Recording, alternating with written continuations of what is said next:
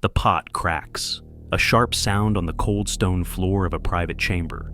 Servants scurry, averting their eyes from the thick white paste spilling from the broken ceramic. This is not just makeup, it is a mask.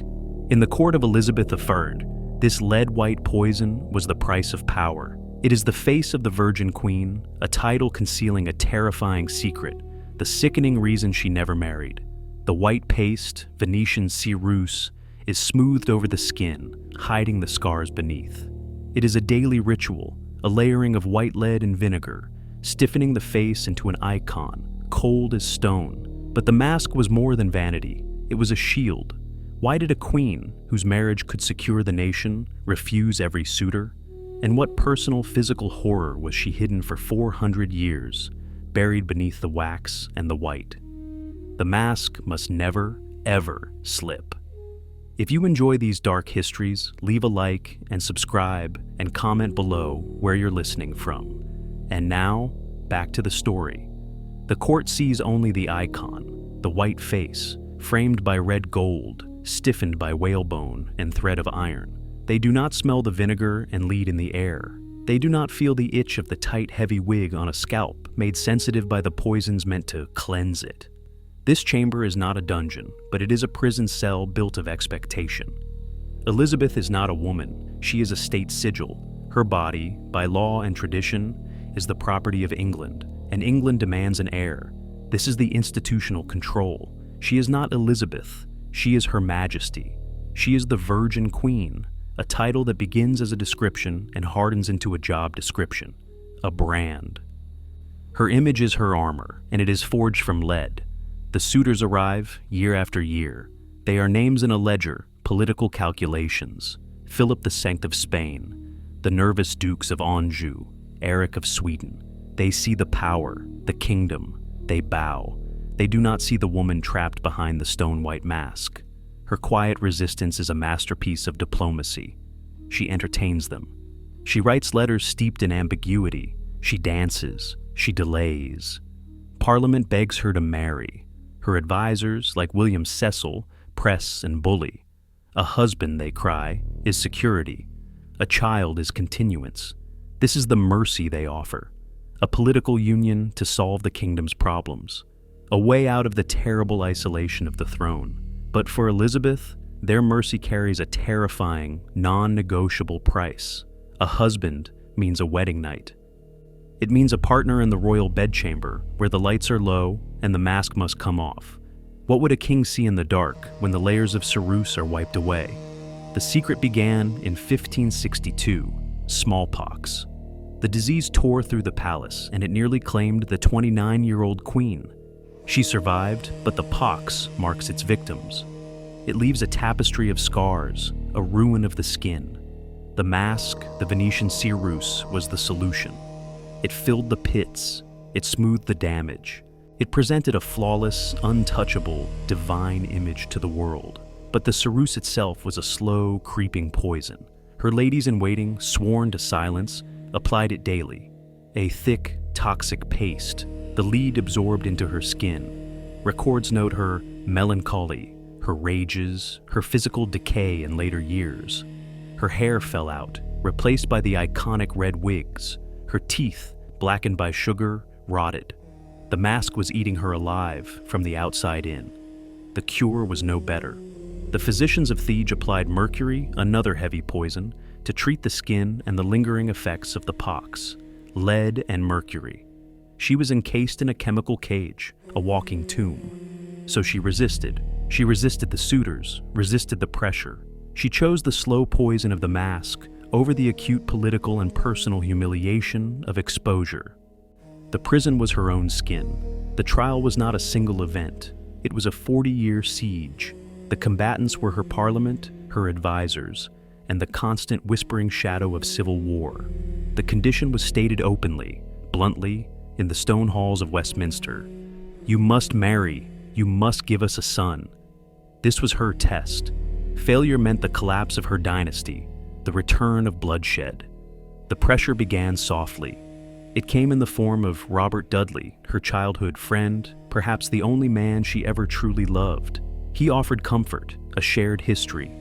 But Elizabeth saw the cold political truth. To marry him was to choose one faction and make war on all the others. He saw the woman, but he also desired the crown. The pressure escalated. It became hard, impersonal. The Duke of Anjou, a foreign political match. Parliament petitioned. They debated. They threatened to withhold funds. They lectured her. They treated the Queen's body as a piece of state equipment, a royal vessel to be filled for the good of the realm. They sought to control her bloodline, to strip her of the one thing she truly owned, her sovereignty, herself. In 1566, the siege reached its peak. Her council and parliament jointly demanded she name an heir, or, better, marry. They cornered her. She summoned them. There was no debate, no negotiation. She delivered her single cold refusal, a line of iron that echoed in the cold hall. "I am already bound unto an husband, which is the kingdom of England." She did not shout. She declared. The matter in her mind was closed, but the political price of choosing a husband was only half of the equation. We return to the private chamber. To the stone pot of cracked ceruse. This is where the core why is resolved. The true price of marriage was not just sharing her throne, it was sharing her body. It was the extinguishing of the candles. It was the moment a husband, a king, would pull back the curtain, expecting the most powerful monarch in the world, and find, what? A face ravaged by the smallpox of 1562, a landscape of scars hidden under a thick, crumbling paste, a body aged not just by time, but by the creeping toxicity of lead, its hair thinning, its teeth blackened, the smell of vinegar, sulfur, and mercury. To marry was to be seen. To be seen was to be revealed as a mortal, scarred, aging woman. Her power did not rest on her armies. It rested on her mystery. She was Gloriana. She was the Virgin Queen. She was a semi-divine figure, flawless, untouchable, eternal.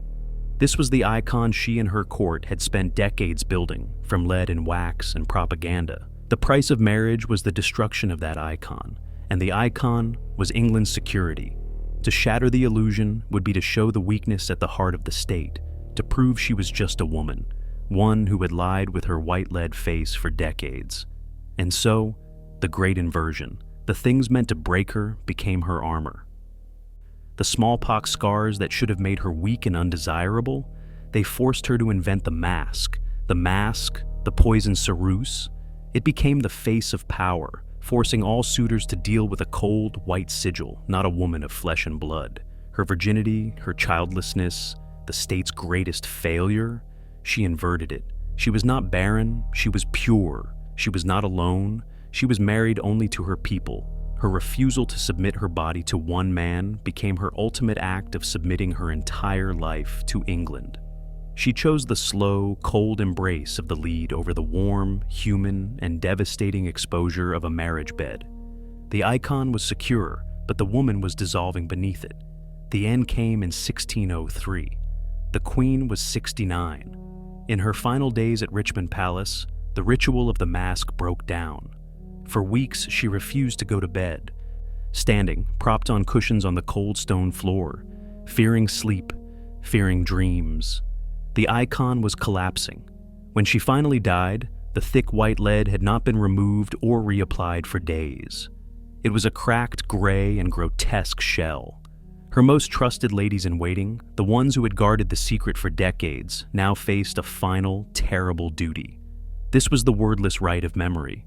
They were the only ones who knew the truth. They had to prepare the Queen's body for the state funeral. They had to confront what lay beneath the caked layers of poison. They pulled back the wig, revealing the thin gray hair. They peeled away the heavy silks, and they washed her face. This is where the hidden truth surfaces. The mask dissolved, and what was hidden for 40 years was finally laid bare. The deep, latticed scarring from the 1562 smallpox, a ruin of her natural face. But there was more. The lead had eaten into the flesh beneath. Contemporary accounts, whispered and quickly suppressed, and notes from her physicians describe a body full of humors, the skin puckered, the lips shrunken. The ceruse, one observer wrote, had so dried up and scorched her skin that it could not be recovered. It was not the face of a god. It was the face of a woman who had slowly, methodically, poisoned herself to hold a kingdom together. Her ladies saw the truth, and they did the only thing they could. They reapplied the mask. For her public funeral, Elizabeth's effigy, carved in wax and wood, was presented to the world. It was smooth, it was pale, it was serene. It was the icon, not the woman. They hid her suffering one last time, burying the scarred body in lead and darkness. The ritual was complete. But what if the scars were not the only secret? Some historians point to a different, more structural silence. They suggest the smallpox was a useful story, a convenient cover for something deeper. Cautious modern readings of her physician's private letters, combined with her own adamant refusal to be examined, hint at a lifelong, concealed medical fragility. Was it possible Elizabeth knew she could not produce an heir? Was it possible the Virgin Queen title was not a strategy, but a biological necessity? This theory remains deeply contested. It rests on an absence of records, a calculated silence. But it asks a terrible question.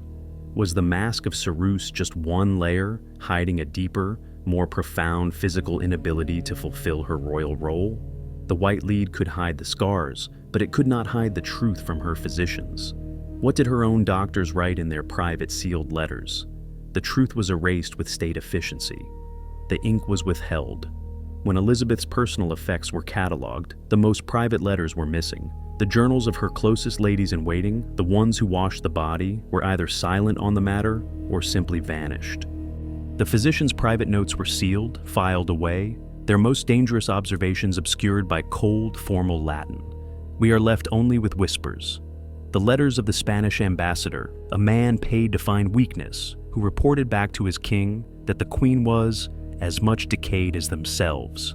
But his words are dismissed as propaganda, the jealousy of an enemy. We hear the distant echoes of court gossip, of a laundress who claimed to see. But these are not proofs. They are smoke on a cold wind, the testimony of ghosts. The state, under her successor James I, required a flawless myth. The icon had to be preserved, and so the real woman was scrubbed from the record, leaving only the white, flawless mask behind. The official story, the one carved in stone and painted on portraits, was the one that survived. The story of the Virgin Queen, pure, untouchable, who chose her people over a mere man. The smallpox was a trial she had conquered. Her refusal to marry was a strategy, not a necessity.